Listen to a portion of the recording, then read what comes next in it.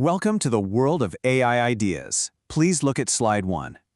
Today, we are comparing bank accounts. We are comparing Make.com against n8n. Now, I know what you're thinking. These are automation tools, not banks. But stick with me, because this is all about the money. We're not just looking at features today, we're digging into two fundamentally different financial models. Make.com is what we call an operational expense, or OpEx. Think of it like a taxi meter that's always running. You pay as you go, it's incredibly easy to start, and it feels cheap at first. Then you have n8n, which is a capital expense, or CapEx. This is a totally different mindset. Instead of renting a taxi, you're buying the car.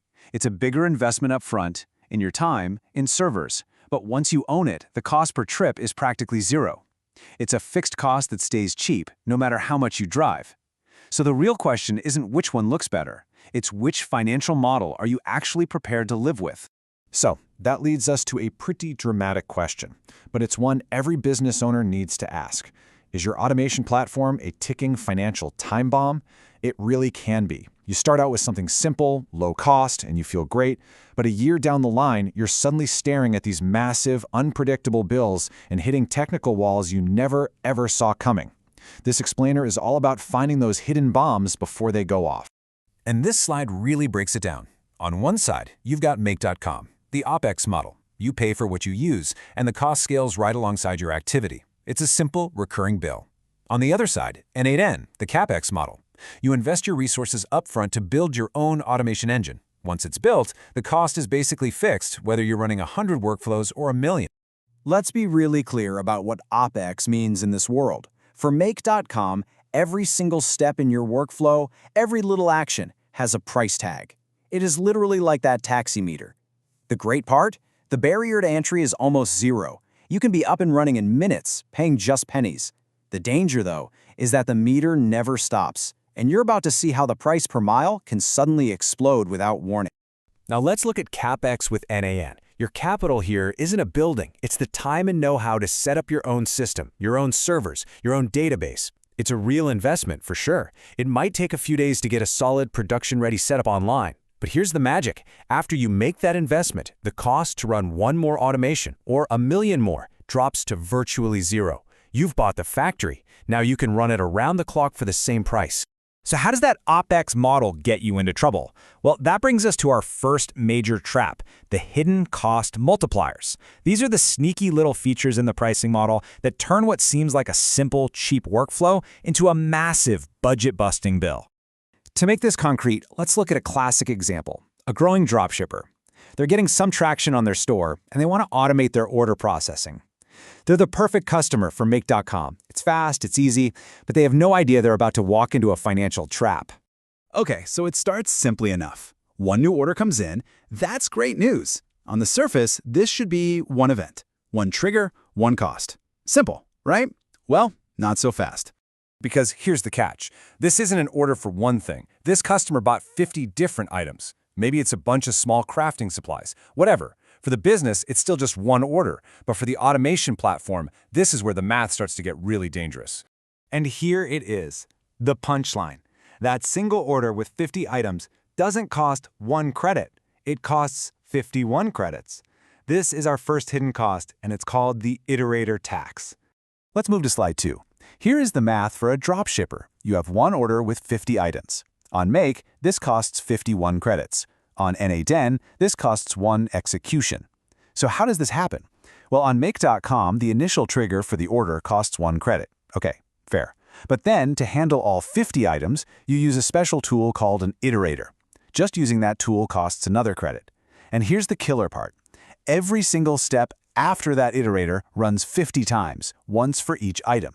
So if you have a step to update a spreadsheet, that one step costs you 50 credits. It's insane. The total is 51 credits for one order. Now look at n8n. The entire thing, the trigger, the loop, all 50 items, is considered just one single execution. Now let's scale that up. If our dropshipper gets just 200 of these orders in a month, they're burning through over 10,000 credits. Their basic $10 a month plan is completely wiped out. Now they're getting hit with overage fees, and suddenly their cheap tool is costing them hundreds of dollars a month. Hundreds of dollars in surprise charges they never planned for. And what does it cost on their self-hosted n8n setup? The extra cost is zero. 0 extra dollars. Because the server cost is fixed, the difference is just staggering. Okay, if the Iterator tax wasn't bad enough, there's another hidden fee that's even crazier. I call this one the polling tax, because you are literally paying for absolutely nothing. Think about a common automation trigger. Check this folder for a new file, or check this service for an update. A lot of platforms like Make.com will default to checking on a schedule, say every 5 minutes. Seems harmless, right? It's just staying on top of things.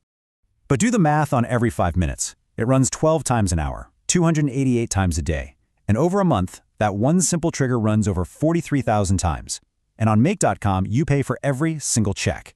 Now look at slide 3. This is the polling tax. If you check for data every 5 minutes, you are doing 43,000 checks a month. You are paying for empty air. Here's the truly insane part. Over 98% of those checks find nothing, no new data. But you still pay. You're burning your entire credit allowance just constantly asking, anything new? Anything yet? How about now? For a business running just a few of these common polling triggers, this can easily add up to an extra $300 a month in completely wasted credits. $300 for nothing. So what's the alternative? Well, N8 is built around a much smarter system called Webhooks. It completely flips the model. Instead of you constantly calling a service to ask if there's new data, the service calls you the instant there's an update. It's like getting a text message instead of hitting refresh on a web page over and over and over. It's event-driven, it's way more efficient, and it completely eliminates the polling tax. It costs you nothing extra. So we've seen the hidden costs, but eventually, the problem stops being about money. You reach a point where, no matter how much you're willing to pay, the platform just cannot do what you need it to do. You hit a hard ceiling, a big red stop sign. Next, on slide 4, we see the red stop sign. This is the 40-minute timeout. If your automation runs too long, Make kills it. But n8n lets it run forever. And this isn't a bug on Make.com. It's a deliberate feature. It's a hard-coded limit to protect their system. If your job, say processing a large file or syncing a big database, takes 40 minutes and 1 second, it's terminated. Done. It just stops. The business risk here is massive. It's not just that your task failed, it's that it might have failed halfway through and now you have data corruption. Imagine syncing your customer list and it gets killed in the middle. Now you have half-updated records, inconsistent data across your systems, and a complete mess to clean up. It's a data integrity nightmare. On the other hand, a self-hosted n8n workflow can run as long as it needs to. 5 hours, 5 days, it doesn't matter. There are no artificial limits. And it's not just time limits. You also hit a file size wall. Let's imagine a law firm. They're on the Make.com core plan and want to automate scanning client contracts. But a big scanned PDF can easily be 150 megabytes. Well, too bad. The core plan has a hard limit of 100 megabytes. The automation will fail every single time.